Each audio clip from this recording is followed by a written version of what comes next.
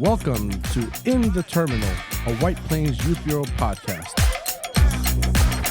Exploring aviation, inspiring futures, and taking dreams to new heights.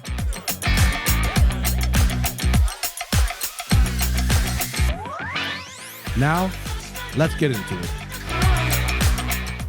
You're listening to In the Terminal, a White Plains Youth Bureau podcast, live from the Aviation Expo. We're talking with youth aviation professionals about planes, careers, and big dreams. My name is Jason Markatoma, and I'm here with Pat Cunningham. And hi, I know you're here for the WAA, but you also have a daytime job. So could you tell us a little bit more about those two? Sure. So the Westchester Aviation Association is an organization that basically promotes Westchester County Airport and the area around it. Education, trying to make sure we get folks engaged and really trying to make everyone see that Westchester County Airport is an important resource for the whole county. And it's a valuable part of, what the county is and being part of the county's ecosystem. And could you please tell us about your job as managing corporate? Sure. So I'm a manager for a big corporation managing a flight department based at Westchester County Airport. It's a really diverse job. We have a maintenance team, we have an operations team, we have a scheduling team. So really, we've got a lot of folks involved in a lot of ways. And our job is basically to support the company as they need support in moving their executives around the country, helping with their supply chain issues, helping them with any kind of operational issues at the factories. We just kind of provide support to the corporation so that they can get quickly from one place to another. Okay, and how did you go about, let's start with WA, so how did you go about finding that organization and kind of being a part of it? So really, I was kind of recruited to WAA by some friends who were already involved with it, and really they just kind of explained the mission to me, explained how important it was to Westchester County Airport to have an organization that was advocating for the airport, and so they drew me in that way. Oh, how nice. So now let's go back to your corporate flight. And what first got you interested in aviation, and how old were you when that spark happened? So I first got involved in aviation when I got a job in high school pumping fuel at Westchester County Airport. And so that was what they call a line technician job, and I did that. I eventually became a full-fledged technician, what they call an A&P mechanic. And then I've worked through various companies to land at the company I'm at now, but always as a technician. And eventually I became involved in management, managing a whole department of people that did maintenance on the aircraft, and then eventually became the manager of the whole flight operation. So how did you go about finding these different careers in your career path? It's an interesting question because I would say that aviation found me more than I found aviation. In other words, I just got involved in it, and the more I did it, the more I realized it was a path for me. And obviously I know that there's a college process of this, so how did you go about going through that, and how did you do college admissions, financial aid, stuff like that? So that's another interesting question because I did college at the same time that I was working at the airport, but without a defined goal in aviation. In other words, I kind of went to college, got scholarships to some extent, but really didn't have a focused goal to stay in aviation until I got out of college, if that makes any sense.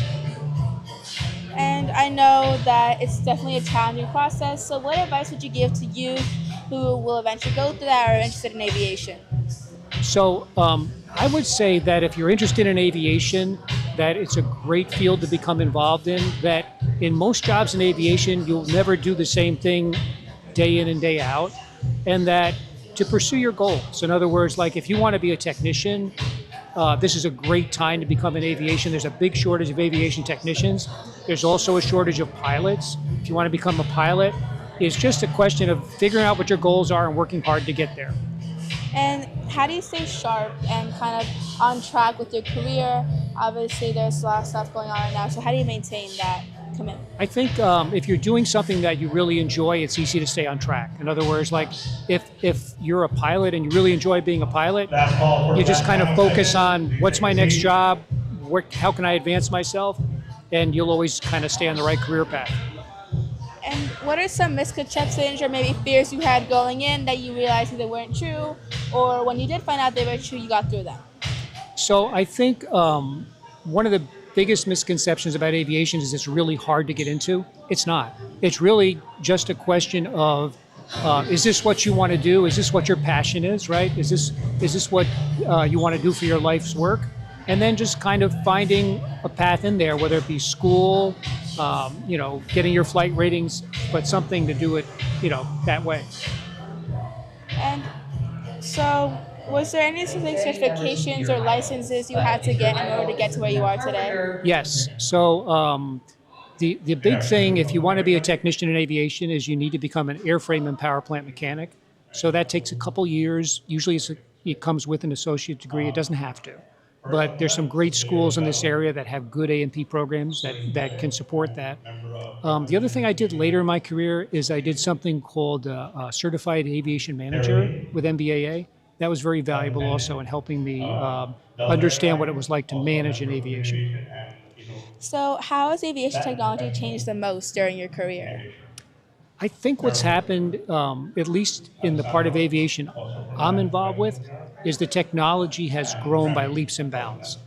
We've gone from, what was fairly primitive navigation, fairly primitive systems on the airplanes, to really sophisticated, software-driven world where technology is just growing by leaps and bounds.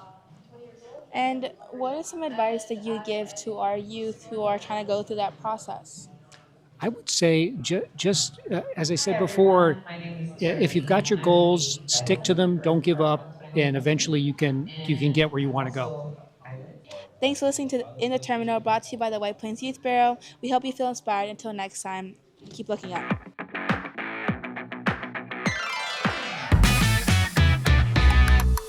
Thank you so much for tuning into our show. Please be sure to like, follow, and subscribe, as your support will help us grow. If you're interested in joining the White Plains Youth Bureau Aviation Program or any related programs, please email us at wpybaviation@gmail.com. Until next time, keep looking up.